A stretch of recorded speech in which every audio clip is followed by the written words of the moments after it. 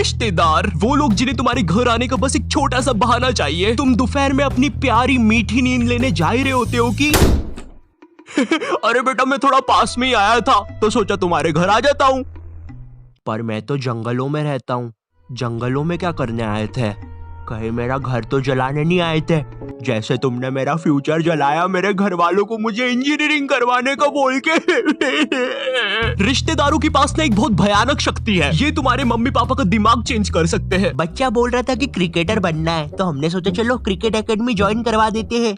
Cricket academy join करवा देते हैं। भाई साहब आपको क्या बच्चे ने बल्ला मारा है क्या सर पे? नहीं तो जरा अपना दिमाग लगाइए, ये क्रिकेट विकेट में कुछ नहीं रखा। वो अपने विकास जी की लड़की बोल रही थी सिंगर बनूंगी, कुछ हुआ नहीं तो अब नुक्कड़ नाटक में पेड़ बनती है। मैं हूँ एक जादुई पेड़।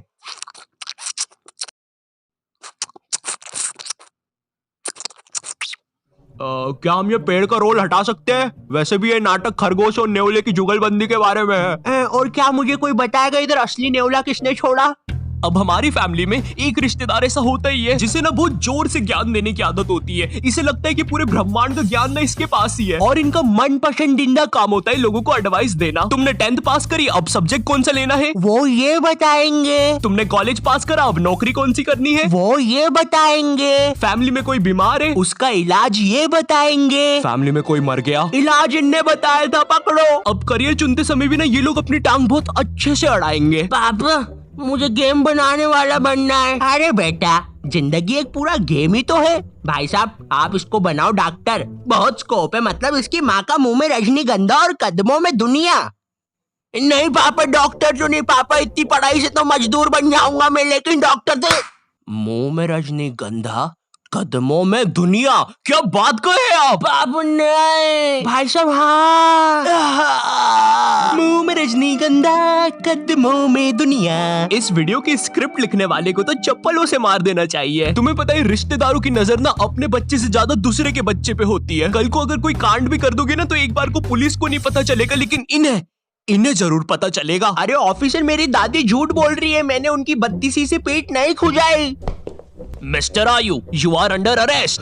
लेकिन आपके पास तो मेरे खिलाफ कोई सबूत ही नहीं था। हाँ सबूत नहीं था, लेकिन अब है, मिलो तुम्हारे फूफे से। इनने बिजली के खंबे पे चढ़ के तुम्हारी क्राइम करते हुए फोटोज खींची है। हालांकि वो बात अलग है, खंबे से नीचे उतरते समय इनकी पैंट के साथ चड्डी भी फट गई, लेकिन उसका टेंशन तुम मत लो। पैंट और चड्डी दोनों सही सलामत दर्जी के पास पहुंच चुकी है, वो सुबह तक रफू करके दे देगा। शाम तक। और ये रही तुम्हारी फोटो।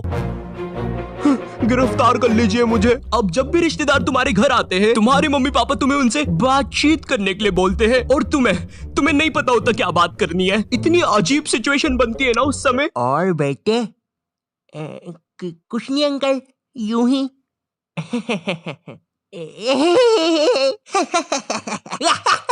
अरे पागल खाने के कैदी हंसते हैं ऐसे एक दूसरे को देख के। अब कुछ रिश्तेदार ना तुम्हारे सीधे घर आते हैं और तुम्हें तुम्हारे बचपन की अजीब सी यादें बताने लग जाते हैं। बेटे तेको याद है एक बार मैंने तेको तेरी लंगोट केबल उठा के पंखे पे लटका दिया था और तेरी माँ ने अनजाने में पंखा खोल दिया था, वो भी 5 की स्पीड पे। मरते मरते बचा था तू। उस समय तुम्हारे दिमाग में बस एक ही बात आ रही होती है, कौन है ये आदमी और बचपन में ये मुझे क्यों मारना चाहता था। बेटे याद है एक बार तू खुले में मूत रहा था तो तेको एक बंदर ने आके पकड़ लिया था। इतनी बेकार यादें बताएंगे तुम्हें बचपन की, और पता नहीं बटवे के कौन से कोने में इनके पास वो फोटो भी रखी होती है। ये देखो नुन्नी खींच ली थी बंदर ने इसकी। अब ये तो ना फिर भी ठीक है, तुम्हारे साथ कभी ऐसा हुआ है तुम आराम से एक चड्डी में बैठे हो और जेल जैसे कटोरे में दाल चावल खा रहे हो, ठंडी ठंडी हवा चल रही है और सब कुछ मस्त चल रहा है, लेकिन एकदम से तुम्हारे घर पे 10 रिश्तेदार आ जाते हैं।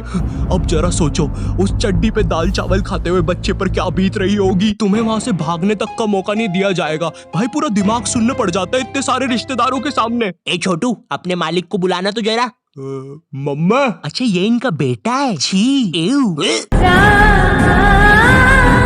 अब ये रिश्तेदार ने काफी अलग अलग प्रकार के आते हैं। जैसे फैमिली में कोई बहुत बूढ़ा दादाजी नहीं होता है जिसके दिल की जगह भी बैटरी लगी होती है, इसे परिवार वाले मरने ही नहीं देते। इन्हें कुछ हुआ फट से ऑपरेशन, भाई आधा रोबोट बना के रखा है दादाजी को। उधर दादाजी का 150वां जन्मदिन बनाया जा रहा है। हैप्पी बर्थडे दादाजी। वो दादाजी बेचारा अपनी बैटरी के दोनों वायर पकड़ के बोल रहा है, बेटा मार दो मुझे प्लीज, कोई मार दो। अब पीछे तुम्हारे पापा तुम्हें कोल्ड ड्रिंक उड़ाने से मना कर रहे हैं, क्योंकि अगर कोल्ड ड्रिंक का एक भी बूंद दादाजी की बैटरी पे गिरा तो तुम्हारा दादाजी टाइम टाइम बम की तरह फट जाएगा। खैर जो भी कह लो, रिश्तेदार हमारे घर से जाते समय अपनी पोटली से थोड़ा धन वो हमें भी दे के जाते हैं, भले ही वो 20 रुपए का लुल्ली नोट हो या 100 रुपए का करारा नोट हो। पर सवाल यहाँ पे ये नहीं है, सवाल ये है कि रिश्तेदारों के साथ इतनी मारामारी के बाद क्या वो 20 रुपए का लुल्ली नोट काफी था या नहीं, मुझे नहीं पता। मुझे बस एक चीज पता है, सब्सक्राइब करो। चाहे तो ये 20 रुपए का लुल्ली नोट ले लो, लेकिन सब्सक्राइब करो। मेरी आंखें तुम पे ही है, करो अभी।